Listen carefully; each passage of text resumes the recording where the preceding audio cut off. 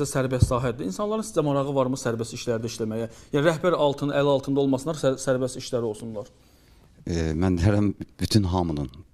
Siz özünüz də bəlkə sərbəst işləməyi xoşlayarsınız. Yəni dünyada elə bir insan yoxdur ki, o tabeçiliyi xoşlasın və sərbəst ürək istəyəndə yuxudan durmağı, nə bilim ürək istəyəndə işə getsin, ürək istəyəndə gəlsin. Amma təbii ki, bu hamıda alınan bir şey deyil, hamıda mümkün olan bir şey deyil.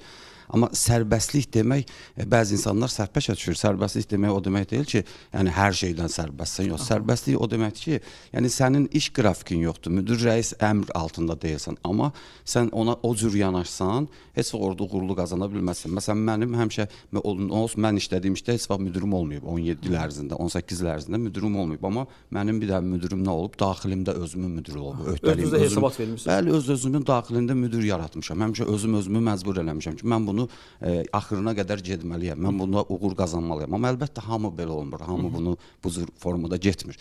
Və insan əgər deyirsiniz xanım ya bəy, burada hansı insan ki işini sevir və o iş haqqında daim özünü inkişaf elətdirir, öyrənir, bəli, o insan orada xanım bəy fərqi yoxdur. O mütləq uğur qazanacaq. Misal üçün deyirəm, mənim sistemimdə, mənim sahəmdə belə bir şey var. Öyrənməyi dayandırmaq hərəkətin sonudur. Yəni mən o qədər beynəlxalq treninqlərdə, seminarlarda olmuşam, YouTube-dan və s. da baxıram və s.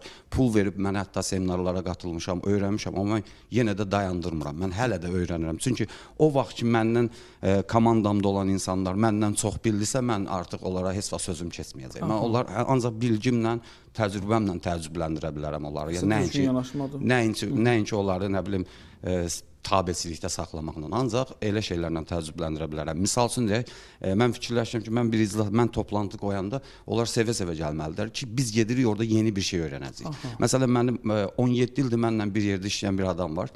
Eyni sahədə, məndən bir xət aşağıda, yəni ona sistemi mən öyrətmişəm. Hər dəfə deyir ki, mən iclasa gələndə deyirəm ki, nə danışacaq, indi 17 ildə eşitmişəm də, yəni hamısını əzbər bilirəm, yenə deyir, hardansa bir söz tapırsan, deyim. Çünki mən, sən yatanda mən oturub yenə oxuyuram, kitab oxuyuram, öyrənirəm. Yəni insan bütün sahələrdə, bu şərt network sahəsində deyil, ümumiyyətlə bütün sahədə insan nə qədər öz üzərində çox işləsə, o qədər uğurlu olar. Əslində elə bir dövrdə yaşayırıq ki, sosial bir sahədir, internet əlimizin altında var, heç rəhbərlik olmasa belə gün ərzində sosial hesablardan istifadə edib və geniş məlumatlar əldə edə bilərik. Yəni hər bir gənc bunu əldə edə bilər. Yox, əlbəttə etmirlər. Etmirlər. Yəni gənclərə insan hamıdan yenə deyirəm, hamıya aid eləmirəm. Yəni yanlış anlaşılma olmasın. Doğrudan da çox savadlı. Çox qismi deyir. Çox qismi etmir. Yəni inanırsınız, yəni deyirsən ki, yəni sən bu siz bir var peşəkarsan, hətta görürsüz Firuz bəy də deyir ki, yəni indi də oxuyuram. Yəni özümüz də eləyik. Yəqin ki, hamı burada ələşənlər elədilər. Yəni mən də indi hal-hazırda ikinci təhsilimi alıram.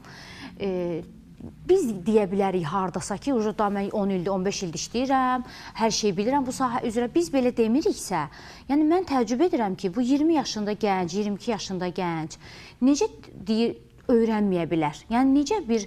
Həvəssizdirlər elə bilin ki, bir anlıq. Elə bilirlər ki, bir dənə işləyirəm mən, iş tapmışam, işləyirəm, yetərlidir bu. Məsələn, 600 manat maaş alıram, bəsimdir, kifayətdir mənə.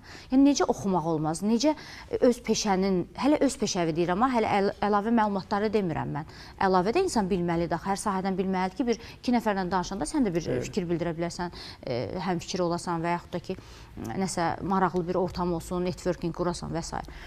Öz peşələrini belə öyrənmək istəmirlər. Yəni, dərinliyin bilmirlər, dərinliyin bilmək istəmirlər.